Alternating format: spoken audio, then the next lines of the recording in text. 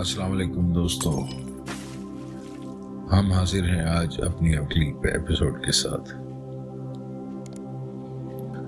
ये कायनात आलम जोड़ा जोड़ा करके बनाई गई, जैसे दिन के साथ रात को रखा गया ताकि इंसान रात की वजह से दिन की तमीज को समझ सके और दिन की वजह से रात की तारीकियों से आगाह हो सके।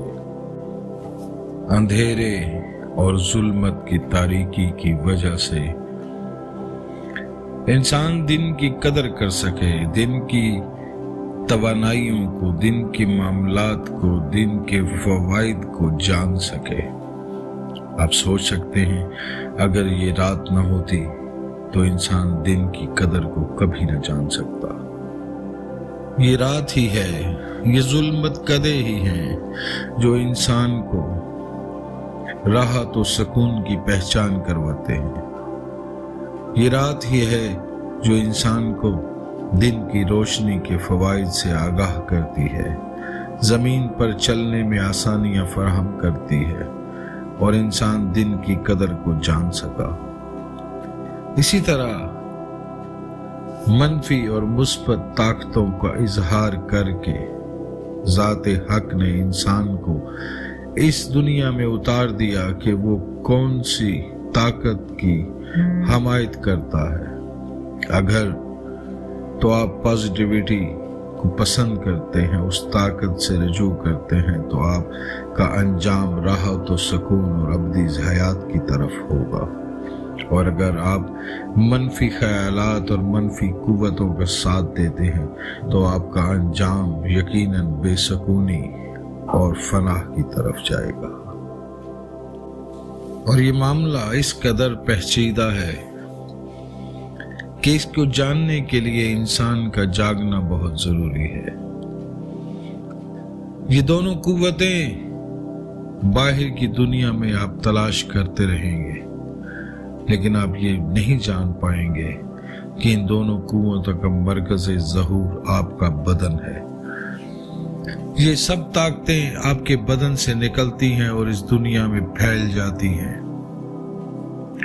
आप समझ सकते हैं कि जहां बहुत ज्यादा सोच और फिक्र मुस्बत रखने वाले लोग मौजूद हों तो वहां आपको रूहानियत के जरिए राहत और सुकून मयसर है, और जहां नेगेटिव सोचने वाले लोग अक्सरियत में मौजूद हों तो वहाँ एक हंगामाई जिंदगी बर्पा होता है और इंसान को बेचैन कर देता है। इसीलिए अकल कुल ने हक को जानने के लिए सबसे पहला कदम ही ये कहा था कि मन अरफ़ नफ्सहु फ़क़त अरफ़ रब्बहु। जिसने अपने नफ्स को पहचान लिया उसने अपने रब को पा लिया। तो दोस्तों, पहला कदम ही अपने वजूद को जानना है। ये इंसान का वजूद एक तख्लीकी आला है।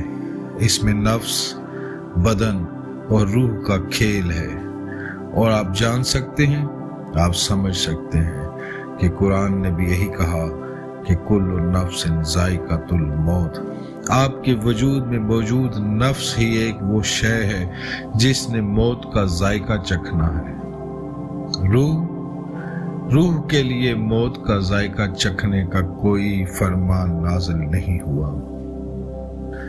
रूह अमरे रब्बी से एक अम्र है जिसको मौत नहीं है, जो हदायत के लिए है। अगर आप पॉजिटिव ताकतों के साथ जुड़े रहेंगे तो रूह आपकी हदायत के लिए आपके बदन और नफ्स के साथ मौजूद रहेगी, और अगर आप मनफी ताकतों के साथ मुसलसल जुड़े रहेंगे तो एक वक्त ऐसा आएगा कि वो रूह आपसे जुदा हो जाएगी। बाकी जो बचेगा वो नफ्स होगा, और इस नफ्स को मौत का जायका चखना पड़ेगा। क्यों? कि अपने अमाल की जवाबदेही करना होगी। तो जब इब्लीस को सजदे आदम का हुक्म दिया गया तो वो ना तो बदन के सजदे की बात थी और ना जाहिरी मादियत को सजदा था। तो सजदा रूह को था जो अम्र रब्बी है, روح انسانی ہدایت کا مرکز ہے۔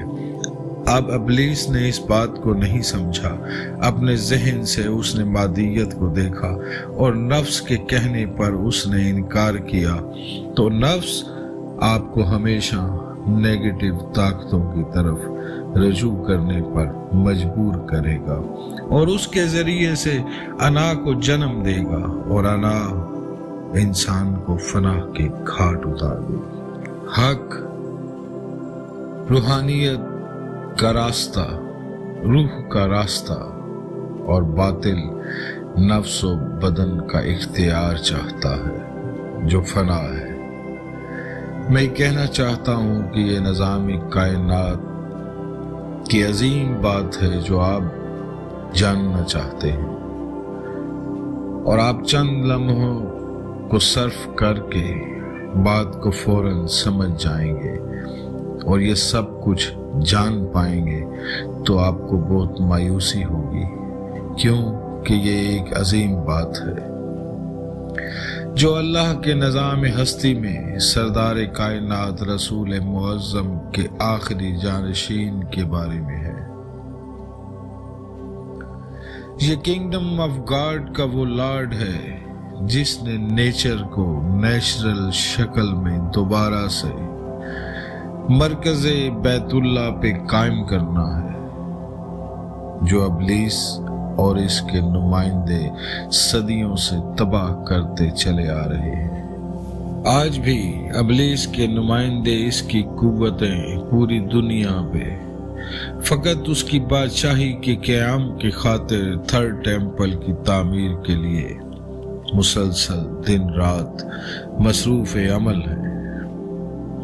اب اس لارڈ نے وہ کام سر انجام دینا ہے جو اللہ کا ابلیس سے وعدہ ہے، جو اسے نکالتے وقت کیا گیا تھا۔ جب ابلیس نے قیامت تک زندگی مانگی تو اللہ نے وقت معلوم تک اس زندگی کا وعدہ کیا۔ یہ امام مہدی علیہ السلام اور حضرت عیسیٰ علیہ السلام کے ظہور پہ وہ وقت معلوم ختم ہو جائے گا، جب ابلیس کو حضرت عیسیٰ قتل کر دیں گے۔ یہ وہ دن ہوگا جب زمین سے مرکز نجاست شرک مٹ جائے گا، اور اس کے بعد ہر طرف نظام الہی کو نمائندگان خدا نافذ کر کے اللہ کی خوشنودی کو ظاہر کریں گے۔ ہر طرف اللہ کی فطرت کے عین مطابق نظام جاری ہوگا، اور اہل اسلام ہمیشہ کے لیے طاقتور اور پرسکون حیات اور مکمل رحمت حقیقی کو پائیں گے۔ وہ نظام جو آج تک زمین پر قائم نہیں ہو سکا، اللہ کے دشمن آج تک نبیوں، رسولوں، اماموں کو قتل کر کے اپنے نظام اقتدار کو کامیاب کرتے چلے آئے۔ اس لیے آپ کا مکمل وقت اور مکمل فکر درکار ہے، وہ بھی صرف اپنی بقا کی خواہش اور پورے شعور کے ساتھ، بغیر کسی تعصب اور بغض کے۔ پھر ہم کچھ سمجھ پائیں گے، وہ بھی سمندر میں سے شاید ایک قطرہ بھی نہ ہو، کیونکہ ہم خود طالب علم اور سیکھنے سمجھنے کے مرحلے سے گزر رہے ہیں۔ جو شخص خود سے آگاہ نہ ہو، ہر معاملے کو سطحی نظر سے دیکھتا ہو، اس کا ہمارے ساتھ سفر مشکل ہوگا۔ ہماری بات شروع ہوئی تھی رسول معظم کے اس فرمان حق بیان سے کہ میری یہ امت تمام وہ کام سر انجام دے گی جو پہلی امتوں نے سر انجام دیے، یہاں تک کہ اگر وہ کسی گوہ کے سوراخ میں داخل ہوئے تو میری امت کے لوگ بھی ہر صورت گوہ کے سوراخ میں داخل ہوں گے۔ اب اگر ہم قرآن میں دیکھیں تو ماضی کی امتوں نے جو فعل خیر و شر انجام دیے، آج تک ہمارے اسلامی معاشروں میں امت وہی فعل کرتی دکھائی دیتی ہے۔ مثلا ملاوٹ، ذخیرہ اندوزی، مالک، خرید و فروخت میں کمی بیشی، عورتوں غلاموں کی خرید و فروخت، معصوم بچوں کا جنسی استحصال، لوٹ مار، مال و دولت کے لیے ماں باپ، بہن بھائی اور معاشرے کے معصوم افراد کا قتل کرنا، بھوک و افلاس سے تنگ لوگوں کا اولاد کو قتل کرنا، اقتدار کے حصول کے لیے معصوم لوگوں کو بے دردی سے قتل کرنا، نیک لوگوں کو حق سے محروم کرنا، بزور طاقت یتیم کے جائیداد و مال پہ قبضہ کرنا، عورتوں اور لڑکوں کا کھلے بندوں دعوت گناہ دینا، بلا خوف خدا مذہب کو لوگوں میں اپنی غلامی کے لیے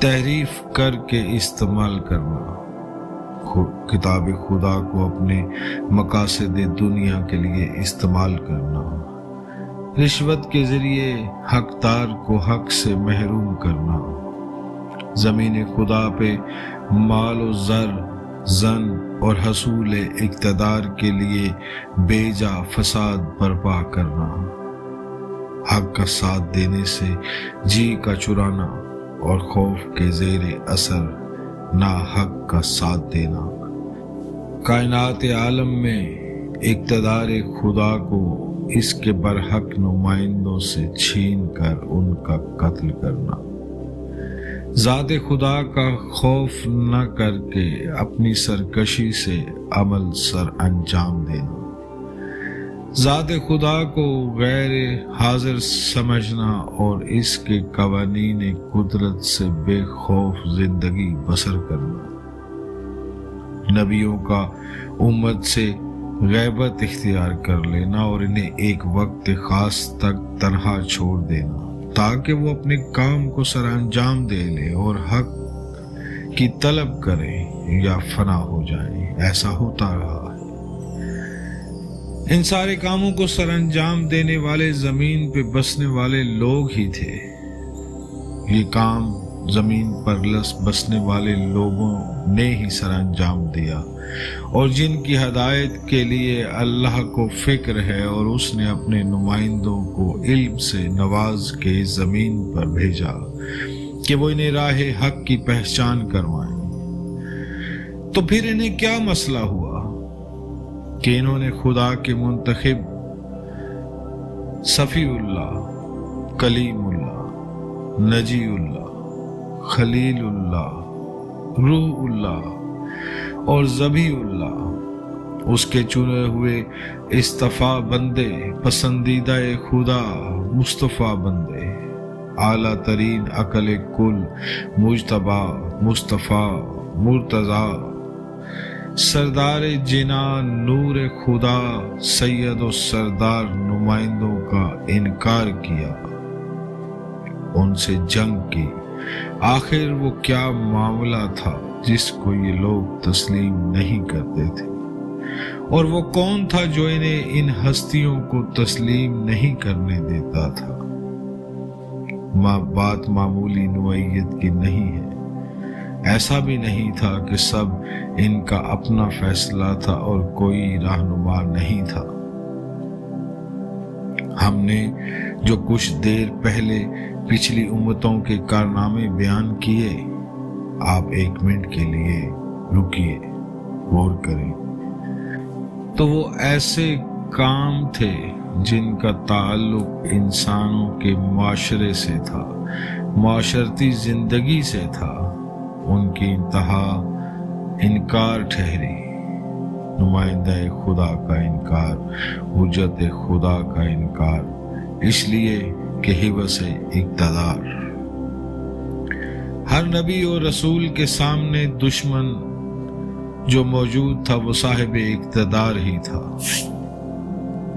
آپ قرآن کو پڑھ لیجئے، آپ کو سمجھ آ جائے گی کہ ہر حجت خدا کے سامنے جو شخص تھا وہ صاحب اقتدار تھا۔ یہ اس لیے ہوا کہ پہلے دن سے ہی ابلیس نے اقتدار کے حصول کے لیے ہی انکار کیا تھا۔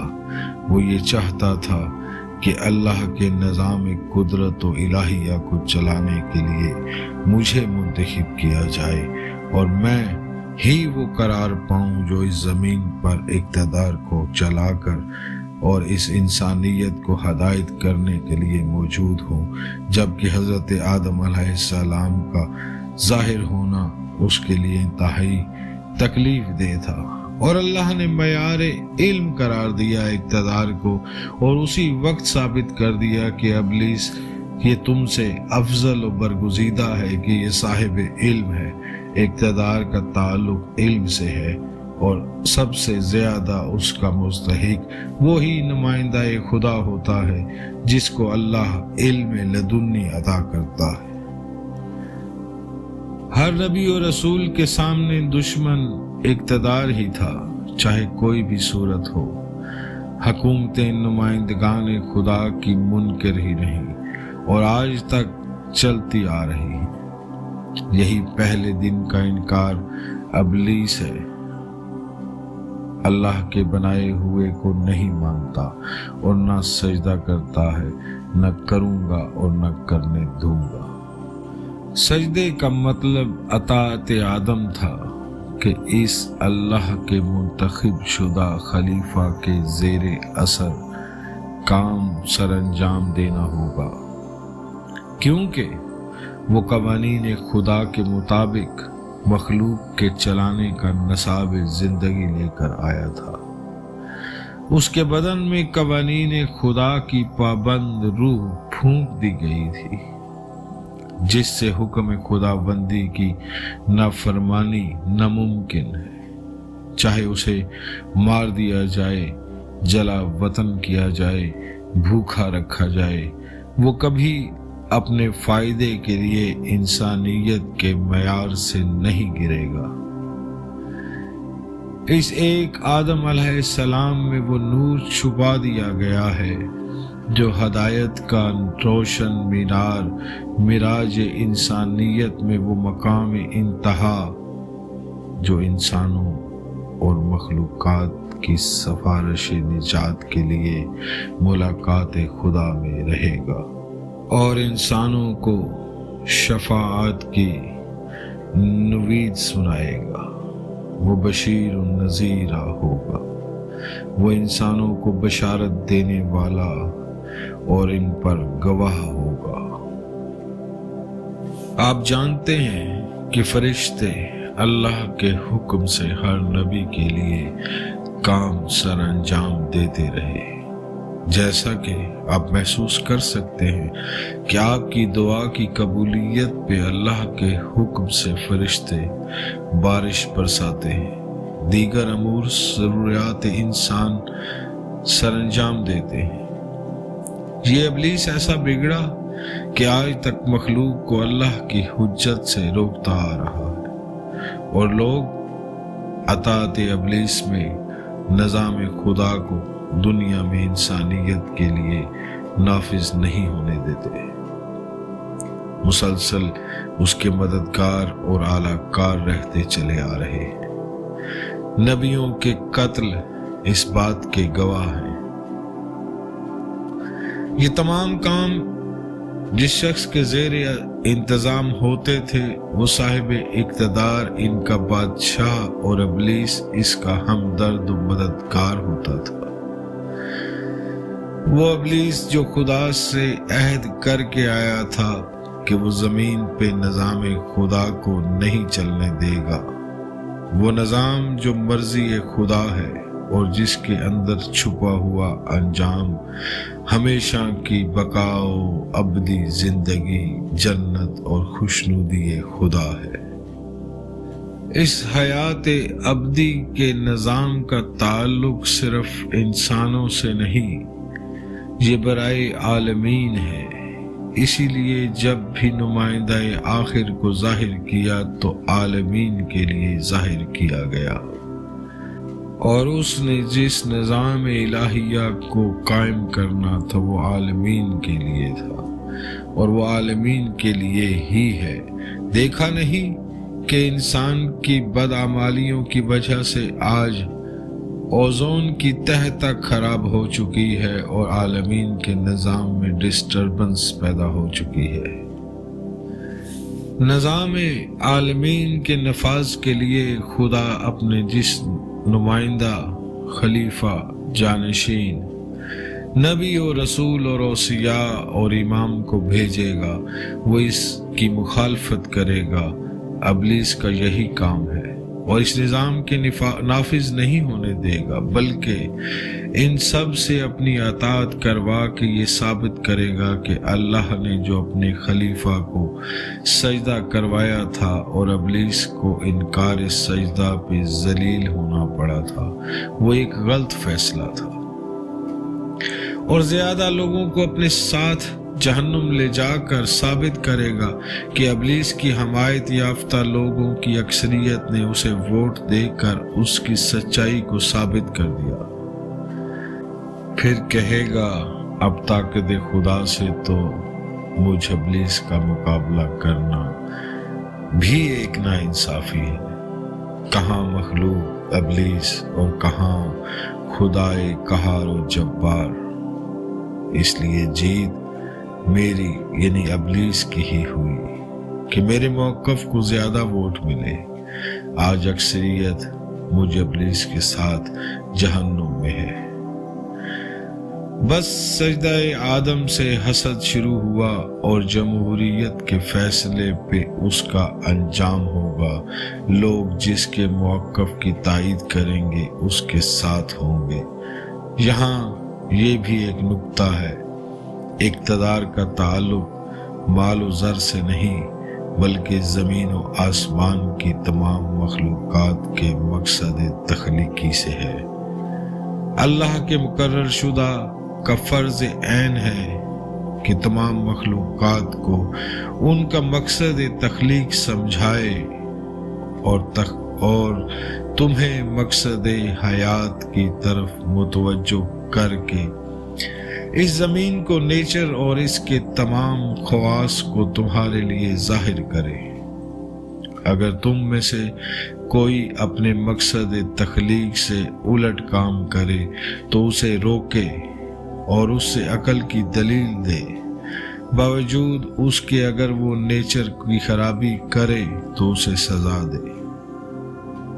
اللہ کے نمائندوں کا اقتدار تمام مخلوقات پہ بذریعہ علم لدنی ہے، نہ کہ مال و زر، مسلح افواج، پولیس یا طاقتور ایجنسیوں کے ذریعے۔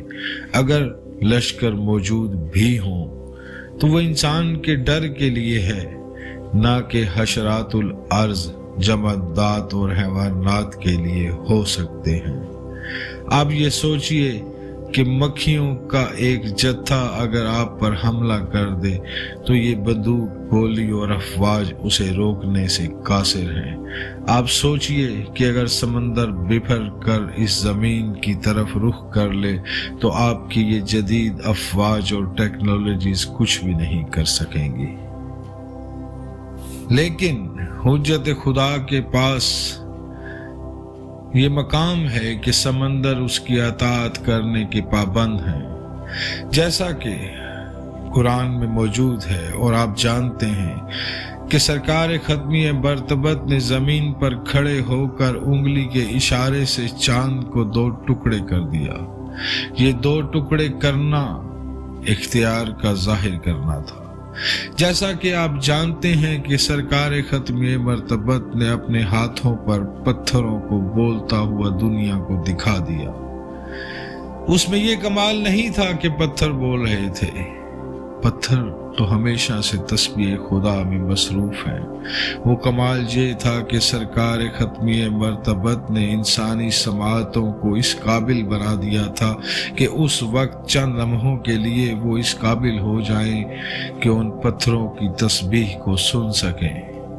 تو جانتے ہیں ان پتھروں نے اس وقت کیا تسبیح کی تھی؟ ان پتھروں نے رسول خدا کے ہاتھ پر بول کر کہا تھا کہ ہم گواہی دیتے ہیں کہ آپ اللہ کے برحق نمائندے سردار انبیاء اور اس کے عبد و رسول ہیں اور اس کائنات پہ مقرر شدہ ہیں۔ آپ کی اطاعت ہم پر واجب ہے۔ یہی واجب اطاعت انہوں نے دنیا کو دکھائی کہ نمائندہ حق کی اطاعت ہر عالمین کے ذی روح پر واجب ہے، جبکہ اقتدار الہی تمام عالمین کے لیے ہے۔ اسی لیے اللہ کے نمائندوں میں اعلیٰ صفت علم تھی۔ اس کے مطابق ہر شخص پہ اس کا حصول واجب قرار دیا گیا کہ ہر شخص پہ واجب ہے کہ وہ علم حاصل کرے، اور کہا گیا کہ اپنے فیصلوں کو اپنے وقت کی حجت کے پاس لے جاؤ اور ان سے رجوع کرو، اور جس بات کا علم نہ ہو اس بات کو اہل ذکر سے دریافت کرو۔ یاد رہے یہ وہ اہل ذکر ہیں جن کا ذکر اللہ نے اپنی ہر کتاب میں کیا ہے۔ اہل اسلام کی ہر عبادت میں ان کا ذکر درود کی شکل میں موجود ہے۔ درود وہ سند علم ہے جو اپنے دامن رحمت میں التماس سے وصل لیے ہوئے ہے، جو ہر لمحہ زندگی کو نمائندہ خدا سے جڑے رہنے کی شدید خواہش کو جنم دیتی ہے۔ اس بات کا سگنل دیتی ہے کہ عالمین اس کے پاس مسائل کے حل کے لیے آ سکتے ہیں، جس کا عملی مظاہرہ ہر نمائندہ خدا نے اس زمین پر برائے دلیل سر انجام دیا ہے۔ چونکہ درود کا حکم اپنے دامن میں شرط وصل لیے ہوئے ہے، اپنے دامن میں اتنی وسعت رکھتا ہے کہ لوگ اللہ کے اس نمائندے سے کوئی بھی سوال دریافت کریں تو اس کا تسلی بخش جواب پائیں۔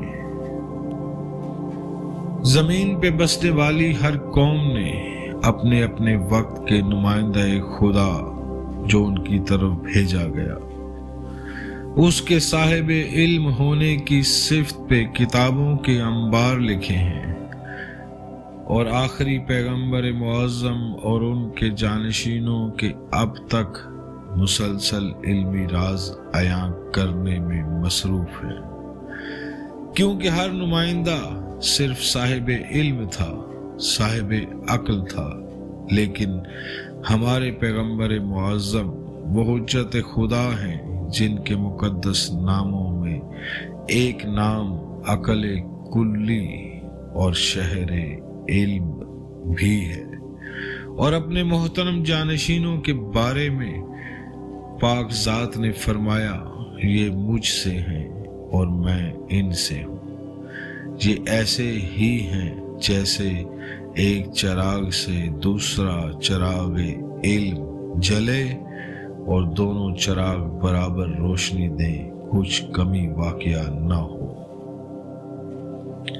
اسی لیے دنیا کی ہر جنگ و جدل، ہر جھگڑے، ہر فساد کا فیصلہ آخر علمی سطح پر ہی ہوتا ہے۔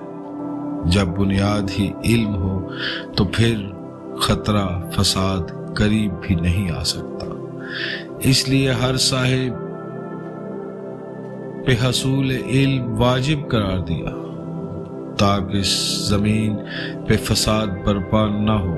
ہر بات کا معیار عقل ہو اور آغاز علم ہو، مطلب یہ کہ ہر بات اللہ کے نمائندوں کے فرامین کے عین مطابق سر انجام دی جائے تاکہ فطرت اپنی اصل پہ قائم رہے اور کوئی بھی غیر فطری کام نہ ہو سکے، اور ابلیس کا دعوی فساد فی الارض غلط ثابت ہو اور اس نافرمان خدا ابلیس کو شکست ہو۔ انسان دنیا کو علم سے جنت بنا دے جو مقام نیابت خدا ہے، اور قوانین خدا کی اطاعت کا ثمر ابلیس کو دکھائی دے، اور لوگ اس کی اطاعت کو چھوڑ کر برگزیدگان خدا کے پاس چلے آئے۔ انسان صاحب علم و عقل ہوگا تو وہ جان سکے گا کہ وہ اس دنیا میں تنہا ہے اور خطرناک حد تک قوت تخلیق رکھتا ہے۔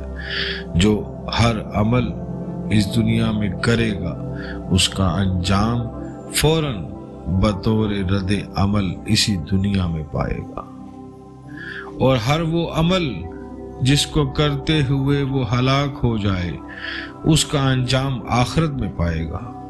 انسان اپنی تخلیقی صلاحیت بہت کم جان پایا، لیکن ابلیس نے اپنے پیروکاروں کی اس صلاحیت سے خوب اپنی مرضی کی دنیا تخلیق کروائی، جو پورے انتظام کے ساتھ آپ کے سامنے موجود ہے۔ اس لیے عمل سے پہلے علم کا ہونا ضروری ہے، جس کا انجام خدا کا راضی اور خوشنود ہونا ہے۔ آپ نے دیکھا نہیں، جب ابلیس نے انکار سجدہ کیا تو دونوں میں افضلیت کا معیار علم کو قرار دیا گیا۔ کچھ نور دکھائے گئے اور کچھ نام بتائے گئے، اور کہا گیا ہر نور کو اس کے نام سے تعظیم دو۔ اب یہ مقام علم و معرفت تھا جو صفت ابو البشر قرار پائی۔ آدم علیہ السلام نے حروف اسم سے مقام نور کو جان لیا اور درست اسم سے نور کو تعظیم دی، اور معیار علم میں ابلیس پہ اپنی برتری کو ظاہر کر دیا۔ ایک مثال سے آپ یہ بات سمجھ سکتے ہیں کہ آپ جا رہے ہوں تو سڑک پر ایک سائن بورڈ لگا ہوتا ہے۔ وہ سائن بورڈ وہ خود سے کوئی شے نہیں ہوتا، وہ ایک سمت کی طرف، ایک بلڈنگ کی طرف، ایک عمارت کی طرف اور آپ کی منزل کی طرف اشارہ کرتا ہے۔ اب اس سائن بورڈ کو اگر الٹ دیا جائے اور سمت کو غلط کر دیا جائے تو آپ کبھی بھی منزل کو نہیں پا سکیں گے۔ اسی طرح وہ نام بتائے گئے اور منزل کی طرف اشارہ کیا گیا۔ حضرت آدم علیہ السلام نے درست نور کو پہچان لیا اس اسم سے۔ بس یہی حضرت آدم علیہ السلام کی علم و معرفت کی دلیل بن گیا۔ اب یہ مقام علم و معرفت تھا جو حضرت ابو البشر قرار پائی۔ آدم علیہ السلام نے حروف سے مقام نور کو جان لیا اور درست اسم سے نور کو تعظیم دی، اور معیار علم میں ابلیس پہ اپنی برتری کا اظہار علم و معرفت سے کیا۔ لیکن ابلیس اپنے ذاتی علم سے کچھ نہ بتا سکا، اور تمام فرشتوں نے بھی اپنی کم علمی کا اقرار کیا۔ بس اس دن سے افضلیت کے لیے علم و عقل کو معیار قرار دے دیا گیا، اور فرشتے اور تمام مخلوقات اسی افضلیت کو تسلیم کرتے ہوئے آج تک نبیوں، رسولوں اور ائمہ کی اطاعت کرتی آئی ہے۔ یہ وہ عطائے خداوندی ہے جس پر اعتراض صفت ابلیس کے سوا کچھ نہیں۔ بس اس دن کی شکست نے ابلیس کو دل میں حسد کی موجود آگ کو تیز کیا، اور وہ علم سے مسلسل برسر جنگ ہے، اور آج تک ہر بشر کو جہالت میں مبتلا کرنے کے سامان مہیا کرتا چلا آیا، اور آج بھی دنیا کو مسلسل علم سے دور رکھنے کی کوشش کر رہا ہے۔ یہ اس لیے ہے کہ جب انسان تعریف علم جان لے گا، جیسا کہ پہلے ہم بتا چکے ہیں کہ حق کو جاننا، باطل کو جاننا، ان میں فرق کو جاننا، اور پھر حجت خدا کی مدد سے جاننا، جب انسان اس علم کی تلاش میں نکلے گا تو سب سے پہلے حقیقی نمائندہ خدا کو تلاش کرے گا، اور اس تک پہنچنا ہی خدا کی مدد ہے جو دل میں اس کی محبت پیدا کرتا ہے۔ یہی وہ مقام خوشنودی خدا ہے کہ خدا انسان کا مددگار ہو جاتا ہے، اس لیے کہ انسان مجبور محض ہے اور ان اللہ لفظوں اور حصوں سے ماورا اور لامحدود، جس کو انسان ان 5 حصوں کی محدود آلات بدن کے ذریعے نہیں پا سکتا۔ بس اس کی خوشنودی اور رضا کو پا لینا ہی عظیم مرتبہ ہے۔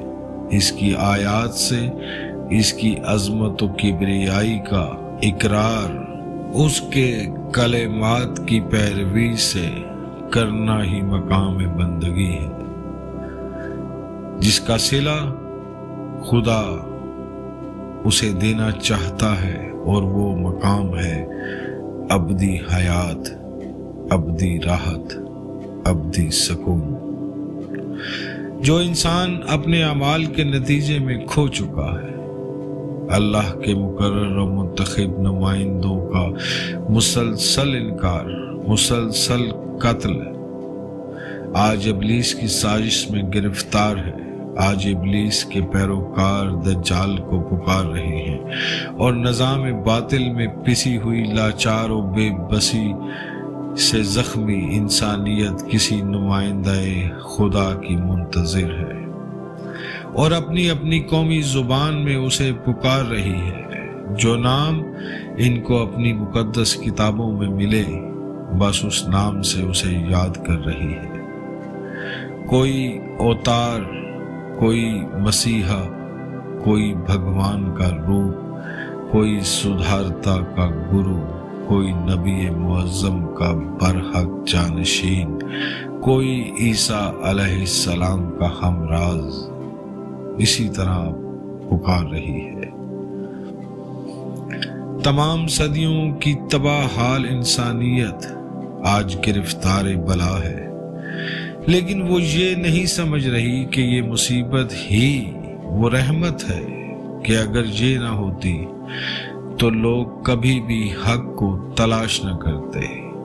جس طرح رات گہری اور طویل ہو جائے تو انسان کو شدت سے صبح کا اور سورج کا انتظار رہتا ہے، اور ابلیس کو ہی پناہ گاہ سمجھ کے اس کی عبادت کرتے رہتے۔ لیکن آج فیصلے اور تیاری کا دن ہے۔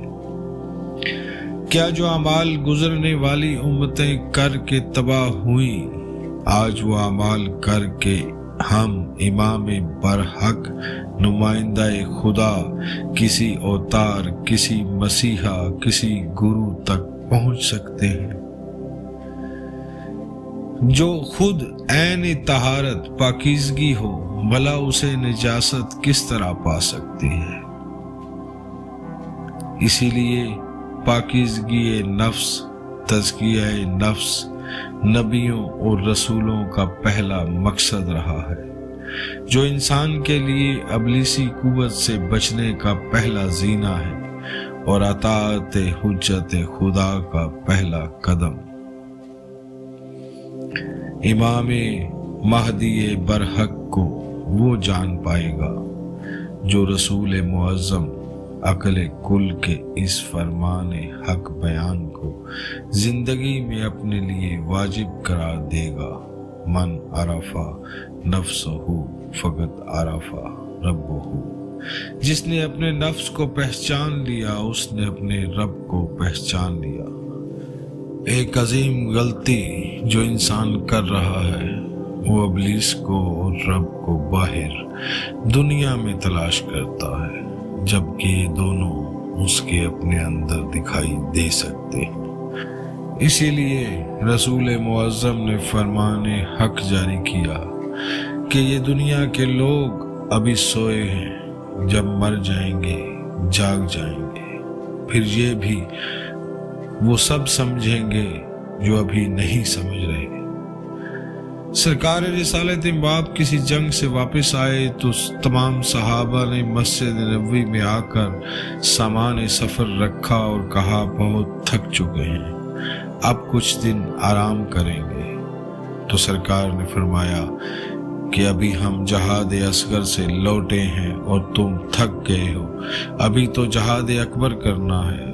तमाम असहाब ने हैरान हो के पूछा कि क्या कोई नई जंग तैयार है? तो पाक सरदार मुअज्जम ने फरमाया, मैदान की जंग असगर है और आसान है, लेकिन नफ्स से जहाद मुश्किल तरीन और जहाद अकबर है।